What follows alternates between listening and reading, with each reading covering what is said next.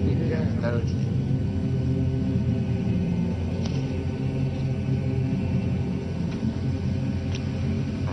may need a glass of water if I could have that. Yeah? Yes.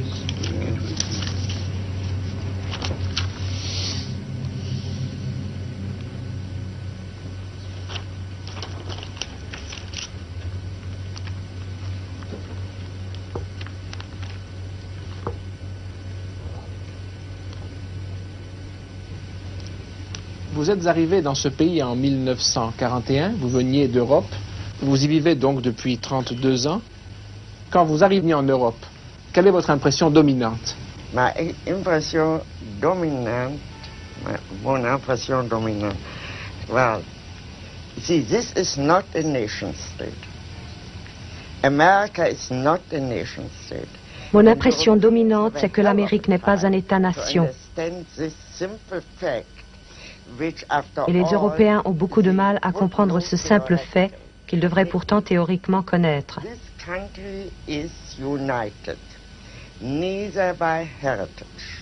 Ce pays n'est uni ni par un héritage, ni par des souvenirs, ni par le sol, ni par la langue, ni par une origine identique.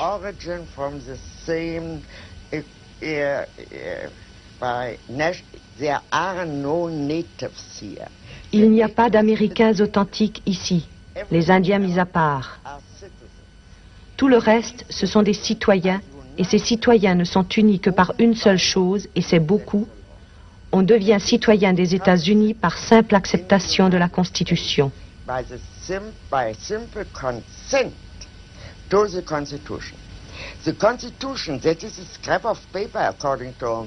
La Constitution, du point de vue français ou allemand, n'est qu'un morceau de papier.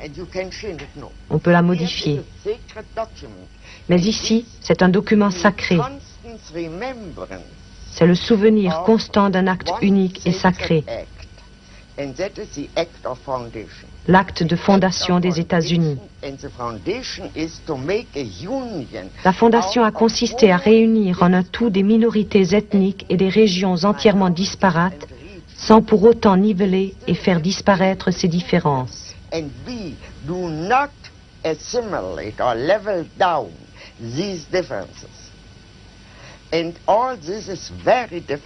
Tout cela est très difficile à comprendre pour un étranger.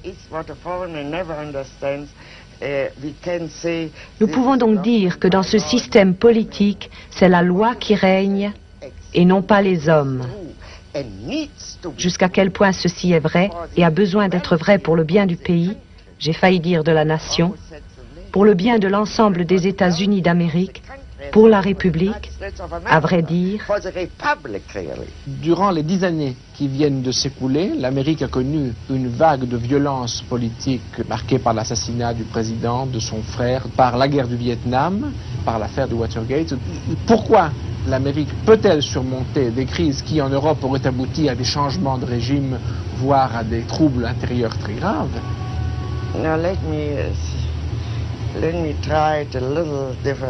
Je voudrais poser le problème d'une façon légèrement différente. Je pense en effet que le tournant dans toute cette affaire a été l'assassinat du président. De quelque façon qu'on l'explique, et quoi qu'on sache ou qu'on ne sache pas à ce sujet, il était absolument évident que pour la première fois, depuis très longtemps dans l'histoire américaine, un crime s'était directement mêlé au processus politique et l'avait transformé.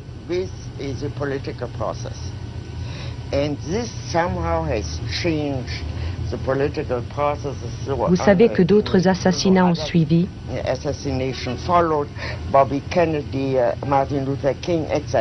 En dernier lieu, l'attentat contre Wallace appartient à cette même catégorie d'actes.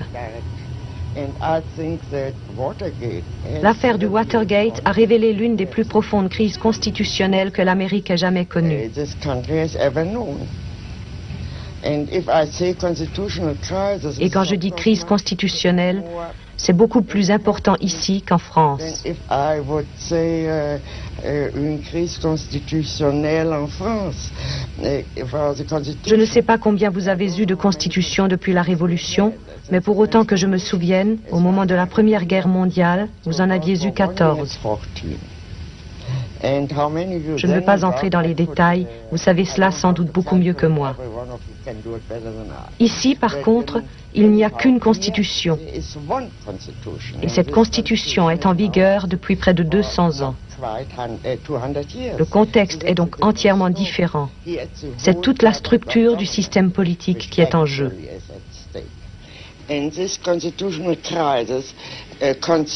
Cette crise constitutionnelle représente pour la première fois aux États-Unis un conflit ouvert entre le législatif et l'exécutif.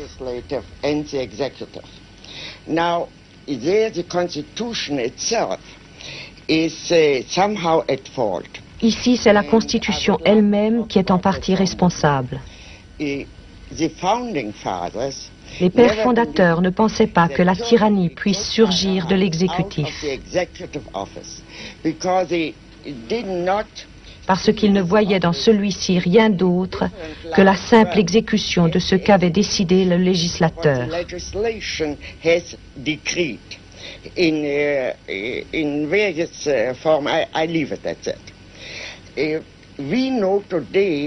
Nous savons aujourd'hui que le plus grand danger de tyrannie vient de l'exécutif.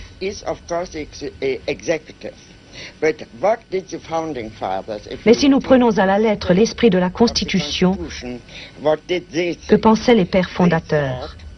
Ils pensaient s'être libérés d'abord de la domination de la majorité. C'est pourquoi ce serait une grave erreur de penser que ce que nous avons est une démocratie. Ce que nous avons ici, c'est un système républicain. Les pères fondateurs s'attachaient surtout à préserver les droits des minorités parce qu'ils estimaient que dans un corps politique sain, il doit y avoir une pluralité d'opinions.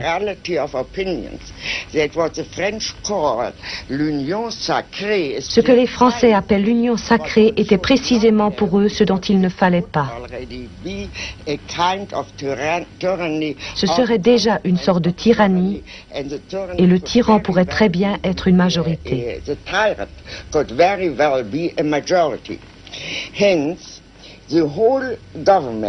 Par conséquent, le système politique tout entier est organisé de telle façon que même après la victoire de la majorité, il y a toujours une opposition. Cette opposition est nécessaire car elle représente les opinions légitimes d'une ou de plusieurs minorités.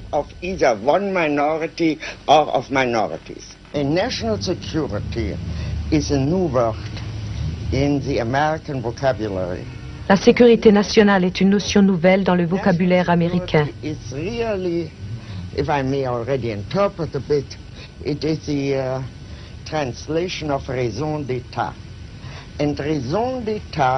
Cette notion de raison d'État n'a jamais joué aucun rôle en Amérique.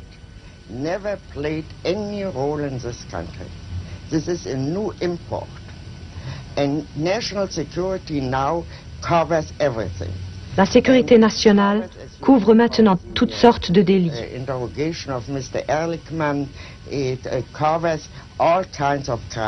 Par exemple, le président a tous les droits. Il est au-dessus de la loi. Le roi ne peut se tromper, c'est-à-dire qu'il est comme un monarque dans une république. Il est au-dessus de la loi et sa justification est toujours que quoi qu'il fasse, il le fait en vue de la sécurité nationale. En quoi, selon vous, ces applications modernes de la raison d'État, ce que vous appelez l'intrusion de la criminalité dans le domaine politique, est-elle propre à notre temps? Est-ce que ceci est propre à notre époque? This is proper at notre époque. This I really think so. Just as the stateless business is proper at notre époque, and repeats itself again and again under different aspects in different countries and in different colors. But if we come to these general questions, what is also proper à notre époque? Ce qui est également propre à notre époque, c'est l'intrusion massive de la criminalité dans la vie politique. Je veux parler ici de quelque chose qui dépasse de loin ces crimes, que l'on cherche toujours à justifier par la raison d'État, en prétextant que ce sont des exceptions à la règle.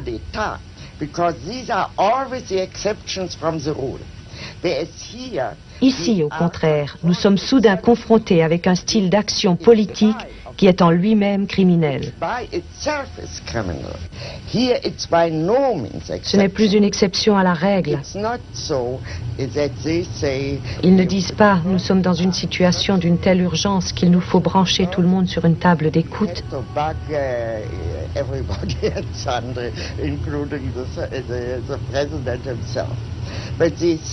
Ici, la table d'écoute fait partie du procédé politique normal. And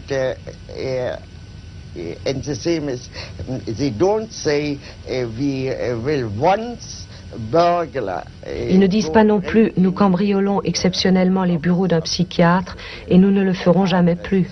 And never again. By no means. Absolument pas. But they say this is absolutely legitimate. Ils affirment au contraire qu'une telle effraction est absolument légitime. So this whole Cette affaire de sécurité nationale provient directement de la notion de raison d'État. Cette notion de sécurité nationale que l'on invoque est directement importée d'Europe centrale. Bien sûr, les Allemands, les Français et les Italiens la reconnaissent comme entièrement justifiée parce qu'ils ont toujours vécu sous cette règle. Mais c'était précisément l'héritage européen que la révolution américaine avait l'intention de briser.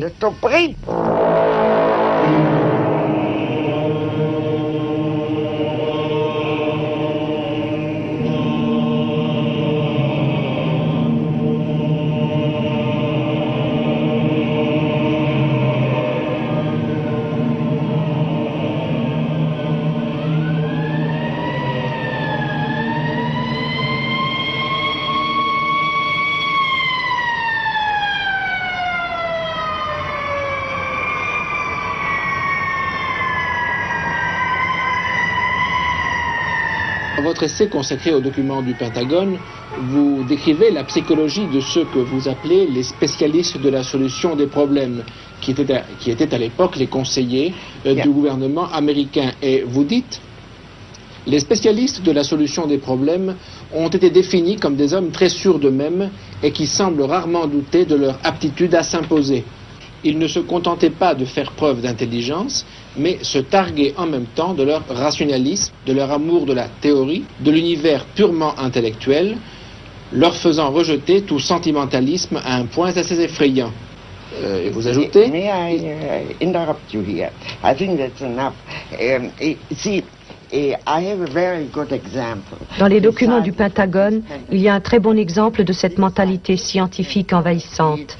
Which finally overwhelms all other insights. Vous connaissez la théorie des dominos, qui était la théorie officielle tout au long de la guerre froide de 1950 à 1969.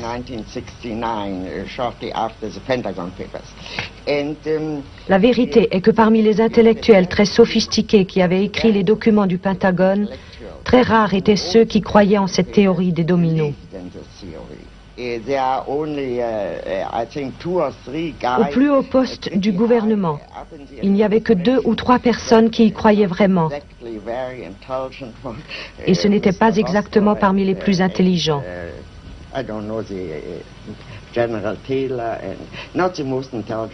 En fait, ils n'y croyaient même pas. Mais toutes leurs actions s'en tenaient à cette théorie. Ils n'agissaient pas par mensonge ou parce qu'ils voulaient se faire bien voir de leurs supérieurs, mais parce que cela leur donnait un cadre dans lequel ils pouvaient travailler.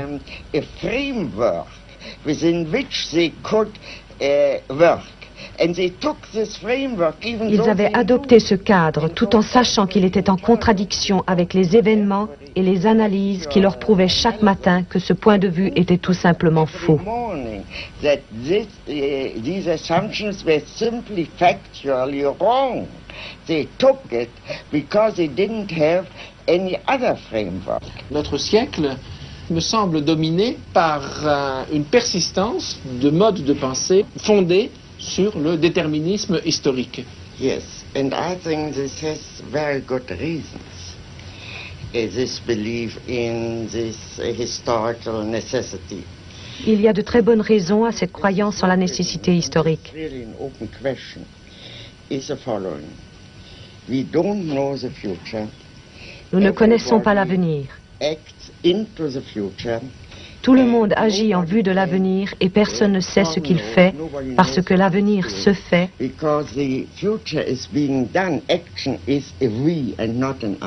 L'action est faite par nous et non pas par moi. Ce n'est que lorsque j'agis seul, si j'étais la seule, que je pourrais prédire ce qui va se passer à la suite de mes actes. Il semble donc que ce qui s'est vraiment passé soit entièrement du domaine de la contingence, et de fait, la contingence est l'un des plus grands facteurs de l'histoire.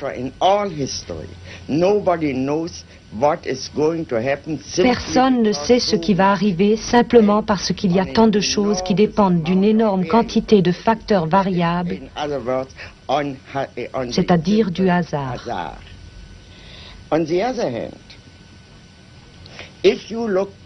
Par contre, si l'on regarde l'histoire, rétrospectivement, on peut dire que l'histoire est logique.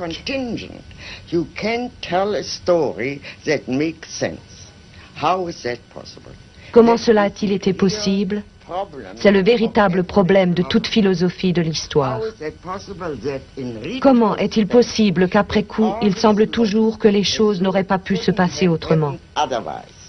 All the variables have disappeared and reality is of such an overwhelming.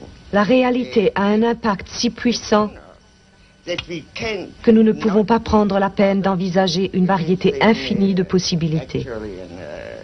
Infinite variety of perhaps possibilities. Mais si nos contemporains conservent leur attachement à des modes de pensée déterministes, malgré les démentis de l'histoire, serait-ce, d'après vous, parce qu'ils ont peur de la liberté?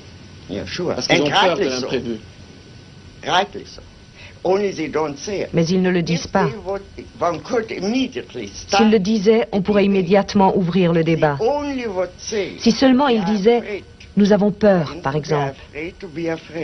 Nous avons peur d'avoir peur. C'est l'une des principales motivations. Mais nous avons peur de la liberté.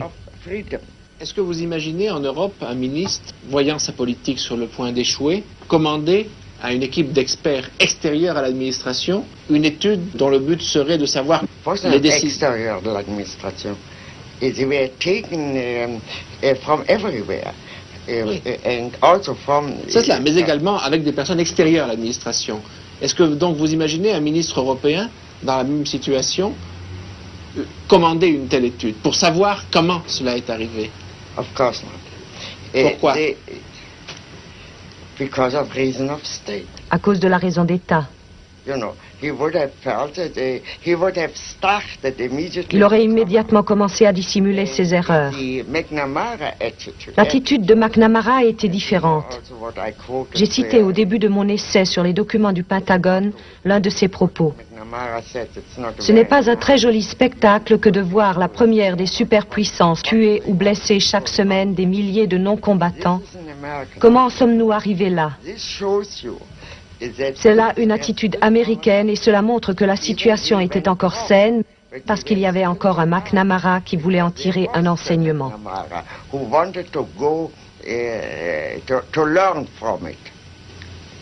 Pensez-vous que actuellement les dirigeants américains placés devant d'autres situations aient encore l'envie de savoir? No. I don't think that a single one is left. I don't know. No, I take that back. But I don't believe that. I think that McNamara. Je crois, si je ne me trompe, que McNamara était sur la liste des ennemis de Nixon. Je l'ai lu aujourd'hui dans le New York Times.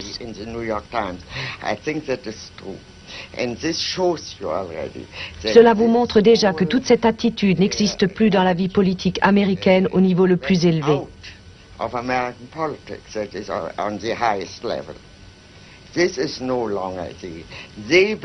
Ces gens-là croyaient déjà à l'image qu'il fallait créer de soi. Mais en se disant, pourquoi n'avons-nous pas réussi à nous créer une image? Et on pourrait dire qu'il ne s'agissait que d'images.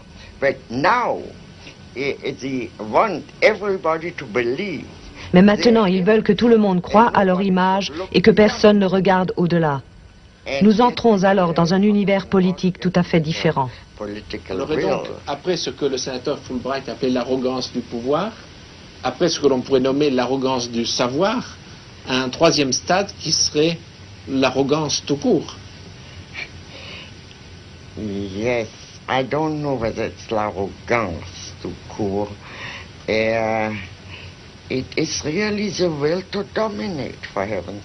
C'est plutôt la volonté de dominer. Jusqu'à présent, cela n'a pas réussi. Je peux encore aujourd'hui m'asseoir à cette table et vous parler librement.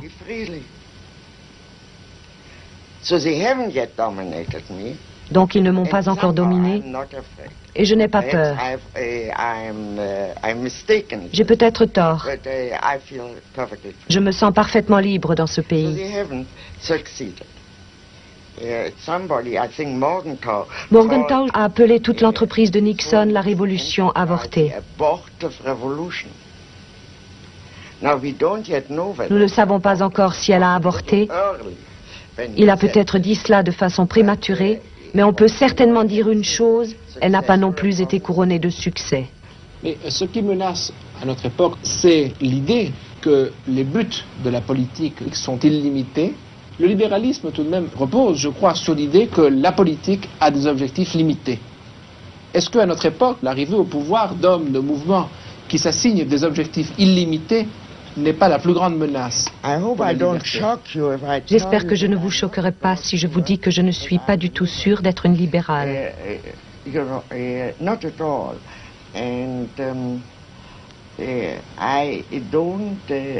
n'ai vraiment aucun credo en la matière.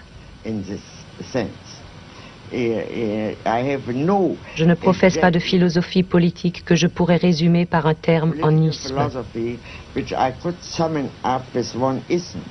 Certainement, mais c'est tout de même à l'intérieur des fondements de la pensée libérale, avec les emprunts à l'Antiquité, que se situe votre réflexion philosophique.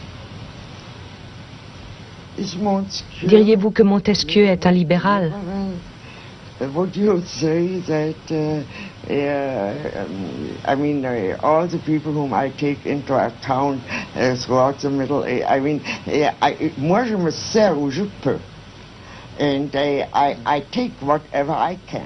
Je prends ce que je peux et ce qui me convient. That is, I do no longer believe that I think one of the great advantages. L'un des grands avantages de notre temps, c'est ce qu'a dit René Char. You know what René Char said, notre héritage n'est garanti par aucun testament. Précédé par aucun testament. N'est précédé par aucun testament. This means we are entirely free. Cela veut dire que nous sommes entièrement libres d'utiliser où que nous le voulions les expériences et les pensées du passé. The experiences and the thoughts Mais est-ce que cette liberté... of our past. Mais est-ce que cette liberté extrême ne risque pas d'effrayer beaucoup de nos contemporains qui préféreraient trouver toute prête une théorie, une idéologie et être en mesure de l'appliquer? Cette liberté que vous définissez, cela risque d'être la liberté de quelques-uns, de ceux qui auront la force d'inventer de nouveaux modes de pensée. Non, non. It rests only Elle ne repose que sur la conviction que chaque être humain, en tant qu'être pensant, peut réfléchir aussi bien que moi et peut former son propre jugement s'il le veut.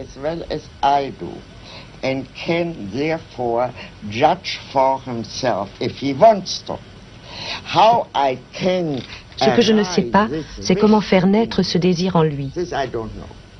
That is, I am not the only thing which can help us, I think, is really to réfléchir.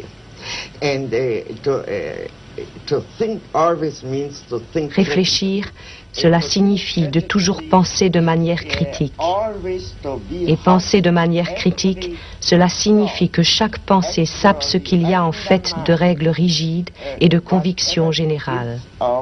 Rigid rules, general convictions, etc. Everything which happens in thinking is tout ce qui se passe lorsqu'on pense est soumis à un examen critique. C'est-à-dire qu'il n'existe pas de pensée dangereuse pour la simple raison que le fait de penser est en lui-même une entreprise très dangereuse. How I can convince, I think non-thinking is even more dangerous. Mais ne pas penser est encore plus dangereux. But I would say not thinking and not, ne pas réfléchir, c'est plus dangereux encore. Revenons à ce mot de René Char. Notre héritage n'est précédé d'aucun testament. Quel est d'après vous l'héritage du XXe siècle? We are still there. Vous êtes jeune, je suis âgé, mais nous sommes encore là tous les deux pour leur laisser quelque chose. Justement, que laisserons-nous au XXIe siècle? Nous sommes les trois quarts du siècle sont déjà écoulés. I have no idea. I'm pretty sure that modern art, je suis à peu près certaine qu'il y aura l'art moderne, qui stagne plutôt actuellement.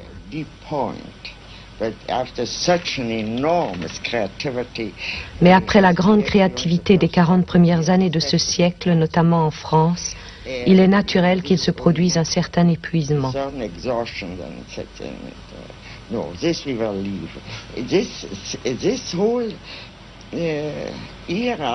Ce XXe siècle sera probablement l'un des grands siècles de l'histoire, mais pas en politique.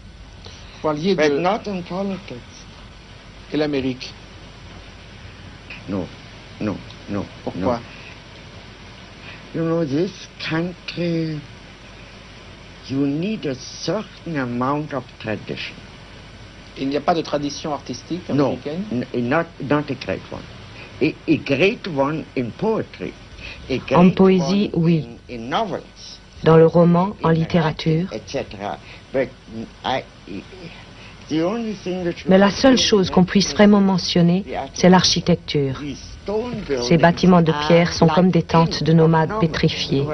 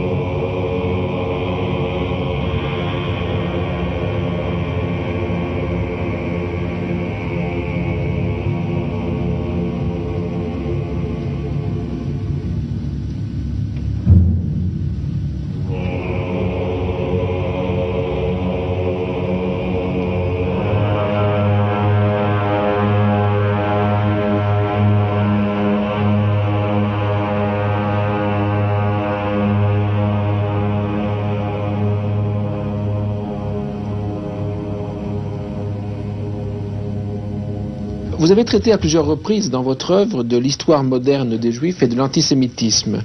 Vous dites à la fin de l'un de vos ouvrages que la naissance du mouvement sioniste à la fin du XIXe siècle a été la seule réponse politique que les Juifs aient jamais trouvée à l'antisémitisme. En quoi l'existence d'Israël a changé le contexte politique et psychologique dans lequel vivent les Juifs dans le monde? Oh, I think it has changed everything. The Jewish people, je crois que cela a tout changé. Aujourd'hui, Le peuple juif est vraiment uni derrière Israël. Ils sentent qu'ils ont un État, une représentation politique, tout comme les Irlandais, les Anglais ou les Français. Ils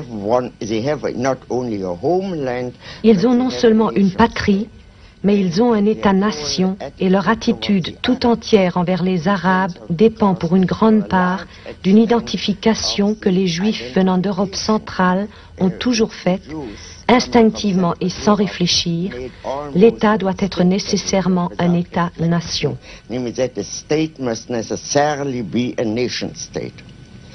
Now, this has, that is the whole relationship between diaspora and Israel. Les relations entre la diaspora et Israël, ou ce qui antérieurement était la Palestine, ont changé parce qu'Israël n'est plus simplement un refuge pour juifs polonais.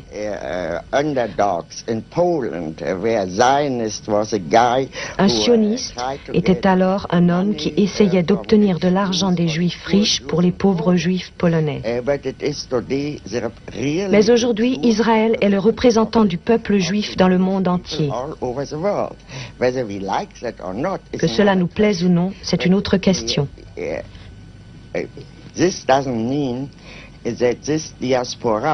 Cela ne signifie pas que le judaïsme de la diaspora doit toujours être du même avis que le gouvernement israélien. Ce n'est pas une question de gouvernement, c'est une question d'État.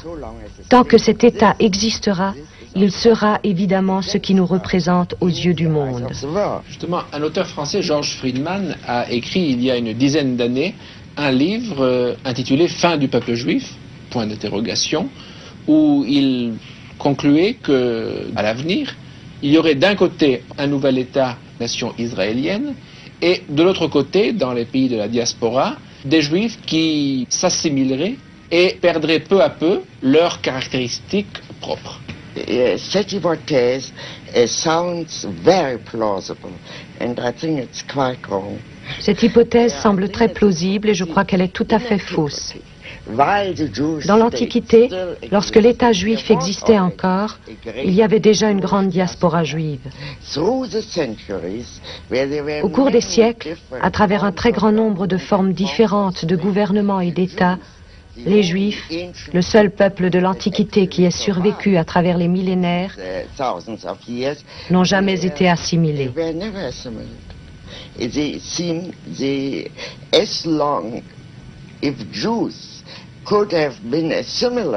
Si les Juifs avaient pu être assimilés, il y a longtemps qu'ils l'auraient été.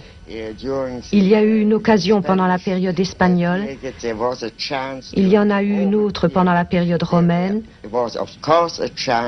puis évidemment au XVIIIe et au XIXe siècle. Un peuple, une collectivité ne se suicide pas. Monsieur Friedman se trompe parce qu'il ne comprend pas que le sentiment des intellectuels qui peuvent changer en effet de nationalité et absorber une autre culture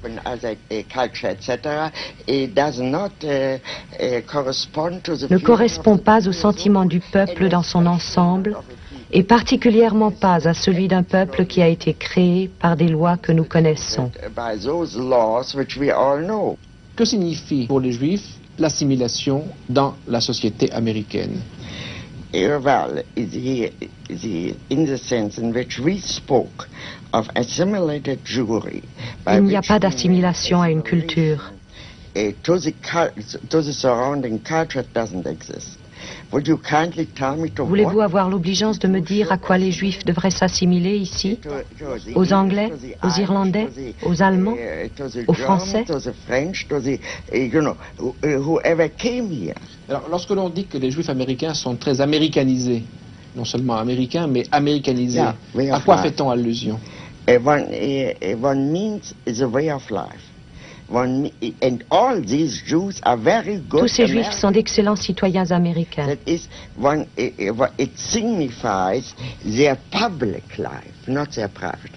Leur vie privée et leur vie sociale sont aujourd'hui plus juives qu'elles ne l'ont jamais été.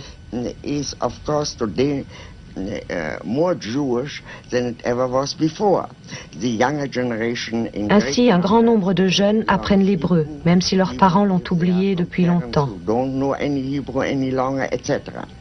Mais l'essentiel, c'est Israël. Est-on pour ou contre Israël? Prenez par exemple les Juifs allemands de ma propre génération qui ont émigré aux États-Unis. En très peu de temps, ils sont devenus des Juifs très nationalistes, beaucoup plus nationalistes que je ne l'ai jamais été, en dépit du fait que j'étais, moi, sioniste et qu'ils ne l'étaient pas.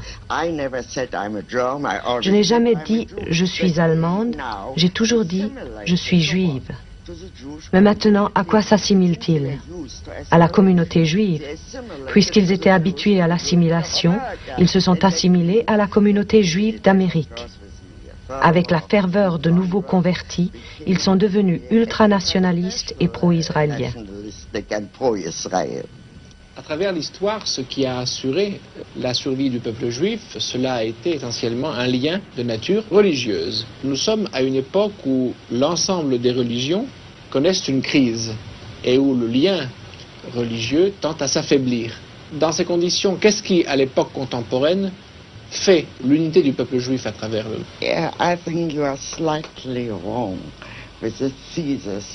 Je crois qu'ici, vous vous trompez légèrement. Lorsque vous dites religion, vous pensez évidemment à la religion chrétienne qui est un credo, une croyance, une foi.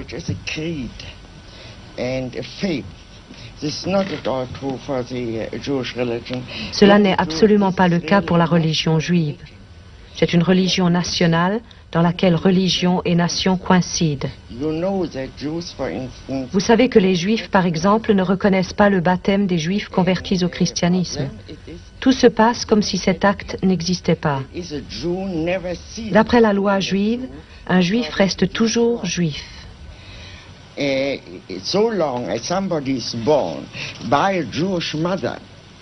recherche de la paternité est interdite.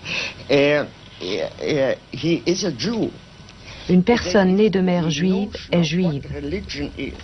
La notion de religion est complètement différente. Il s'agit beaucoup plus d'un mode de vie que d'une religion dans le sens particulier et spécifique de la religion chrétienne.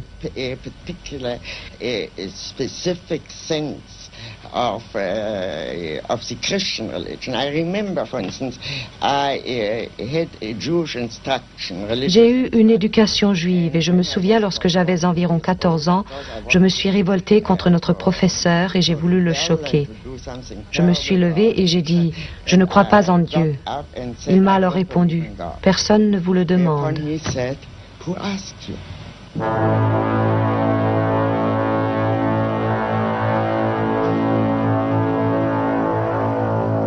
Votre premier livre, publié en 1951, a pour titre « Les origines du totalitarisme ».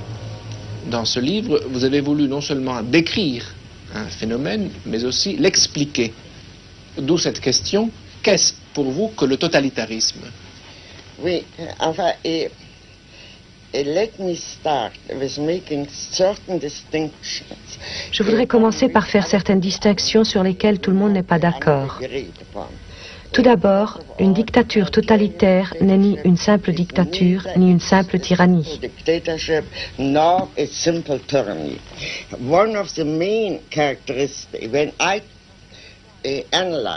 Lorsque je vois un système totalitaire, j'essaie de l'analyser comme une nouvelle forme de système politique inconnu auparavant.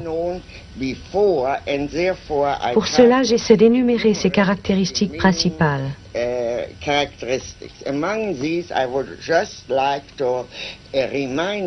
Parmi celles-ci, je voudrais vous en rappeler une qui est entièrement absente actuellement de toutes les tyrannies.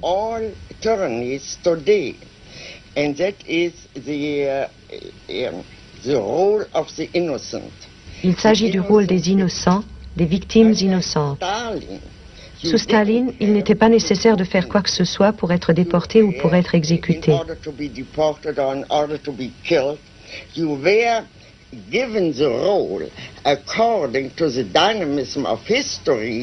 La dynamique de l'histoire attribuait un rôle à cette victime et elle devait jouer ce rôle, quoi qu'elle ait fait par ailleurs.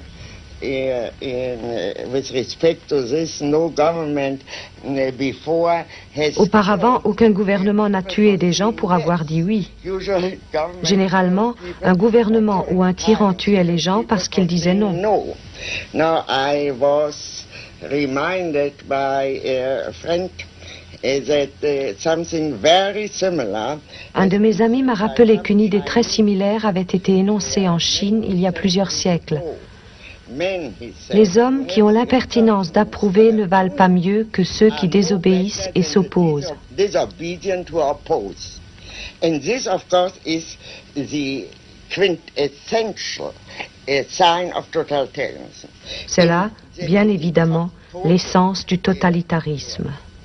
Le fait qu'il y ait une totale domination de l'homme par l'homme. Now, in this sense, there is no totalitarianism today. En ce sens, il n'y a pas aujourd'hui de totalitarisme, même en Russie, où règne pourtant la pire des tyrannies que nous ayons jamais connues.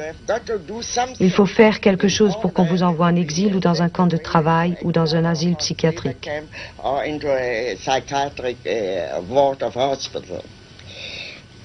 Now, let's for a moment see what tyranny is, because after all, totalitarianism. Les régimes totalitaires sont toujours nés lorsque la majorité des pays européens étaient déjà soumis à une dictature.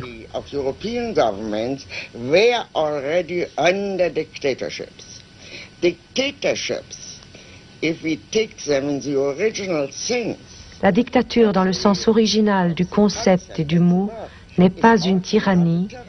C'est une suspension temporaire des lois en cas d'urgence, généralement pendant une guerre ou une guerre civile.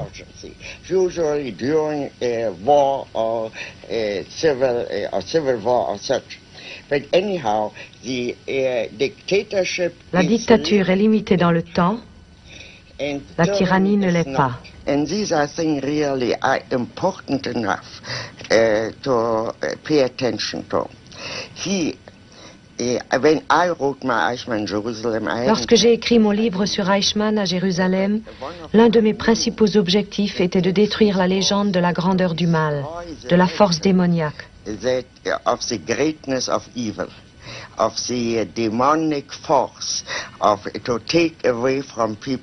De retirer aux gens l'admiration qu'ils ont pour les grands malfaiteurs comme Richard III.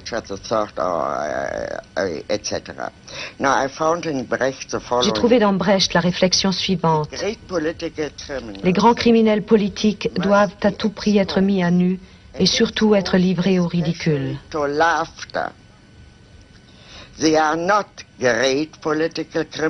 Ce ne sont pas de grands criminels politiques, mais des hommes qui ont commis de grands crimes politiques, ce qui est quelque chose d'entièrement différent. L'échec d'Hitler n'indique pas qu'il était imbécile. Le fait qu'Hitler était un imbécile était une idée courante et fausse dans toute l'opposition avant qu'il ne prenne le pouvoir. De nombreux livres ont essayé ensuite de le justifier et d'en faire un grand homme.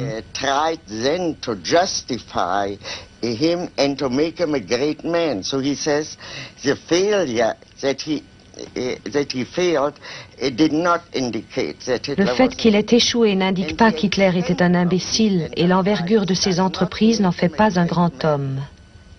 Ce n'est ni l'un ni l'autre, c'est-à-dire que toute cette notion de grandeur n'a pas d'application. Si les classes dirigeantes, dit Brecht, permettent à un petit escroc de devenir un grand escroc, il n'a pas droit à une position dans l'histoire. C'est-à-dire que le fait qu'il devienne un grand escroc et que ce qu'il fait a des conséquences graves ne le grandit pas.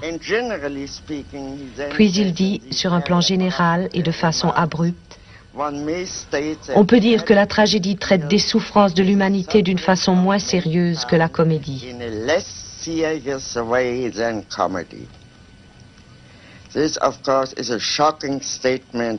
Ceci est évidemment une déclaration choquante, mais en même temps, je pense qu'elle est parfaitement juste. Si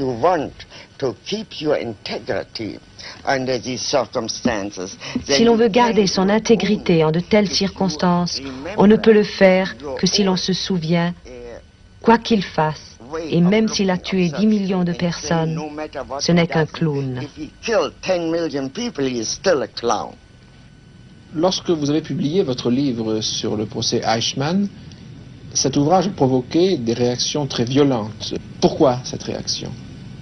Well, as I said before, this controversy was partly caused. Cette controverse était due en partie au fait que j'avais attaqué la bureaucratie.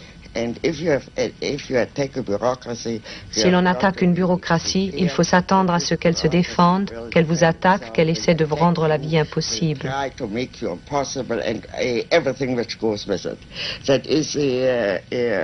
More or less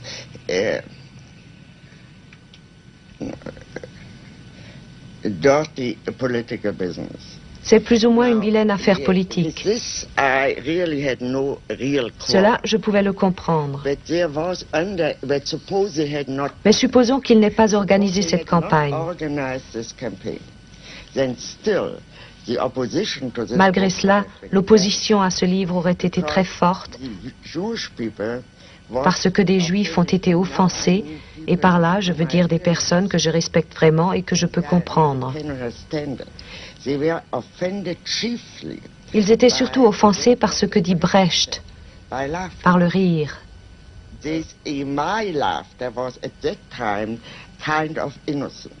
Mon rire à ce moment-là était plus ou moins innocent. Je n'y pensais pas. Ce que je voyais, c'est qu'Eichmann était un clown. So Eichmann, for instance, was bothered never by anything which he had done to the Jews. Eichmann, par exemple, ne s'est jamais reproché ce qu'il avait fait aux Juifs. Il se reprochait un incident.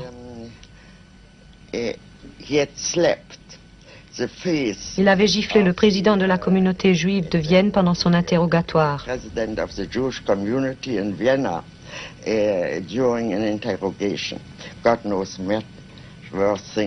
Dieu sait que bien des gens subissaient des traitements pires que celui-là. Pourtant, Eichmann ne se l'est jamais pardonné. Il avait cédé à une impulsion et il pensait que c'était très mal d'avoir perdu son sang-froid.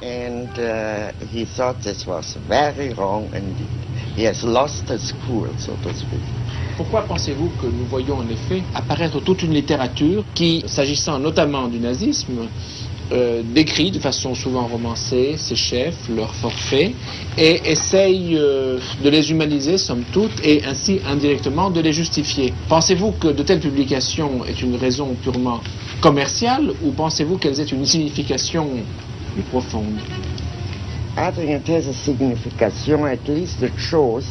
Je pense qu'elles ont une signification. Elles montrent que ce qui s'est passé une fois peut arriver à nouveau.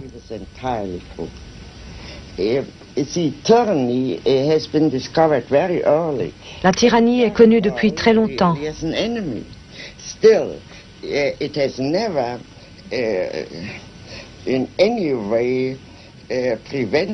Cela n'a pourtant jamais empêché un tyran de devenir un tyran.